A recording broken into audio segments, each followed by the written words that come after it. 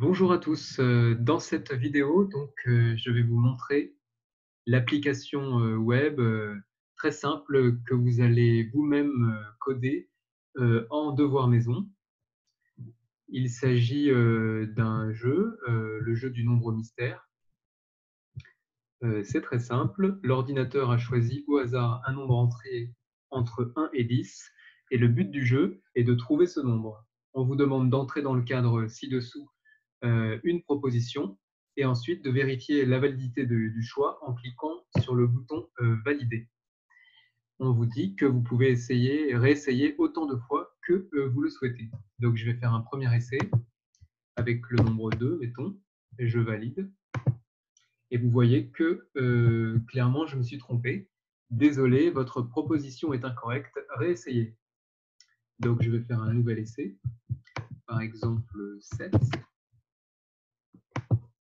Ah, c'est encore faux, décidément, j'ai pas de chance.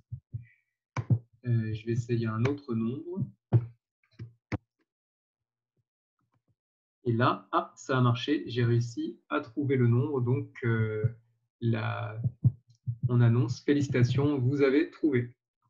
Voilà l'application que vous allez devoir préparer. Donc, vous voyez, c'est très simple. Pour que vous puissiez réussir facilement à faire cette application, je vais vous donner dans cette vidéo quelques indications. La première, donc pour commencer, simplement des petits rappels. Donc vous voyez, je pousse 4 doigts vers le haut pour faire apparaître les bureaux. Je suis organisé toujours de la même manière. Donc dans ce premier bureau, sera inutile puisque vous n'aurez pas Zoom pendant votre préparation. Ici, le premier bureau, c'est l'explorateur de fichiers. Le deuxième bureau, Atom. Et le troisième bureau, Mozilla Firefox. Première chose, nous allons créer un répertoire de travail. Ici, vous voyez que je suis dans Dropbox, LJB élève. Vous vous rappelez que pour vous, c'est LJB à la place de LJB élève. 2019-2020, NSI, le web, JavaScript. Nous allons créer un nouveau dossier avec clic secondaire, nouveau dossier. Et ce dossier, on va l'appeler RAN, qui sont les 3 premières lettres du mot anglais random, qui veut dire aléatoire, puisque l'application qu'on va créer, en fait, que vous allez créer, elle demande de deviner un nombre qui a été généré aléatoirement, donc un nombre entre 1 et 10. Donc c'est pour ça que je vous propose d'appeler le dossier RAN. Maintenant, on va aller directement dans Atom. Donc, je ferme le fichier qui a été ouvert et j'appuie sur Alt pour faire apparaître le menu. Maintenant, je fais File, Open Folder et je vais aller ouvrir le projet. Donc là, vous voyez, ça a l'air d'être le bon, Dropbox, LJB, 2019, NSI, le web, JavaScript, RAN. Pour retrouver, si vous n'avez pas ouvert le bon, vous pouvez aller recommencer tout le chemin dans Dropbox. Donc c'est ce que je vais faire ici pour vous remontrer. Je vais dans Dropbox. Ensuite, vous allez dans LJB. Moi, je vais dans LJB élève. Je double-clique. Je recommence. Je double-clique. Je double-clique. Encore à nouveau, je double-clique. Je double-clique à nouveau. Et pour le dernier, vous faites un simple clic. Et maintenant, vous pouvez sélectionner le dossier. Pour l'instant, le dossier est vide. Et je vais faire simplement un clic secondaire pour ajouter un nouveau fichier. Donc, le premier fichier, ça sera notre fichier HTML qu'on appelle toujours de la même façon. Vous pouvez ensuite valider avec entrée. Je recommence pour le second fichier, qui sera un fichier JavaScript. On a pris l'habitude de l'appeler mon script .js, mais vous pouvez tout à fait changer le nom du script. Attention par contre de bien utiliser l'extension .js. Je valide avec entrée. Voilà. Donc pour l'instant, nous avons deux fichiers parfaitement vides. Ce qu'on va faire, c'est tout simplement donc initialiser le fichier HTML. Donc ça, vous vous rappelez, il suffit de taper H puis T et vous avez la suggestion. Et ensuite, avec la tabulation, tout le fichier HTML, en tout cas sa structure de base, est proposé. On va enlever le EN qui veut dire anglais par FR. Voilà. Alors j'ai fait une erreur, donc je recommence. FR. Voilà.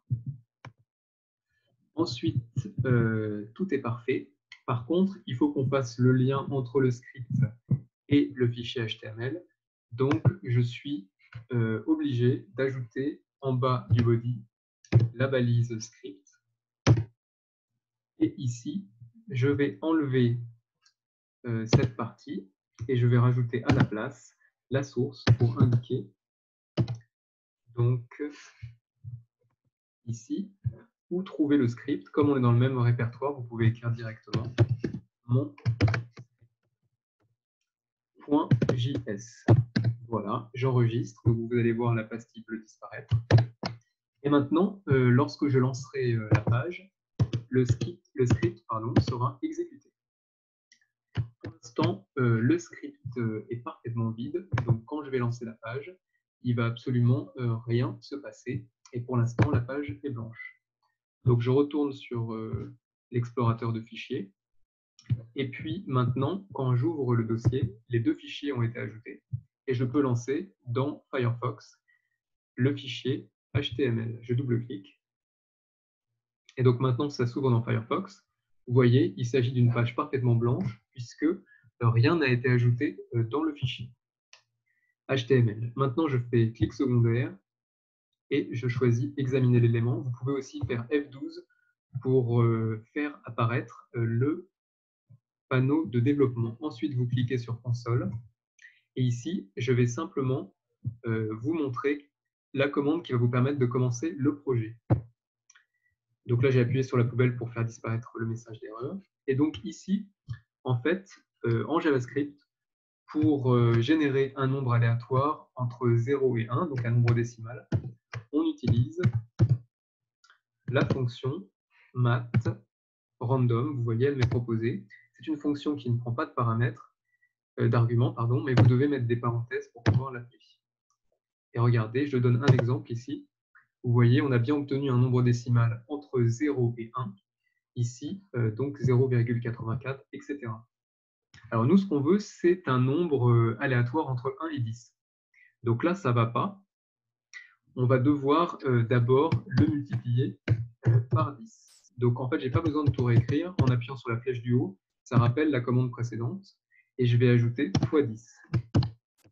Maintenant, quand je valide, vous voyez que vous avez un nombre, en fait, c'est l'équivalent de ce qui a été au-dessus, un nombre aléatoire entre 0 et 1 qui a été multiplié par 10. Donc maintenant, on a obtenu un nombre entre 0 et 10. Sauf que nous, on veut un nombre entier. Donc, il existe une fonction pour obtenir... il existe en fait deux fonctions pour obtenir un nombre entier, mais ici, je vais vous présenter une fonction qui s'appelle plancher. Donc, en anglais, plancher se dit ceiling. Donc, ici, vous avez l'abréviation de ceiling, qui C-E-I-L. Et dedans, je vais mettre une partie du nombre précédent. Et vous allez comprendre à quoi ça correspond. Donc, par exemple, ici, j'ai sélectionné 6,4445. Et regardez, quand je valide, vous obtenez 7. Et en fait, la fonction mathCeiling permet d'obtenir le nombre directement supérieur au nombre entré en argument. Donc, par exemple, pour 6,4, ça serait 7. Mais par contre, voilà, par contre, si c'était exactement 6, ça resterait 6. Mais là, comme c'est 6, quelque chose, ça donne 7. Maintenant, si on combine les deux, donc si je prends donc le plafond de random, alors est-ce qu'il va vouloir le copier?